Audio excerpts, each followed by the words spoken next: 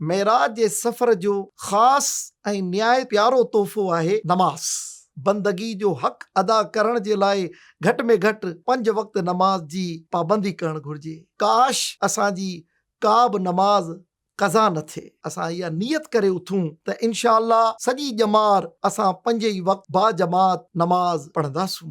मेराज जी राति मेराज जे घोट पाण करीम अली सलातो वसलाम मुलाइज़ा फरमायो त कुझु माण्हुनि जे मथनि खे पत्थर सां ज़ख़्मी कयो पियो वियो। पाण करीम अली सलातो वसलाम इस्तिफ़सार फरमायो।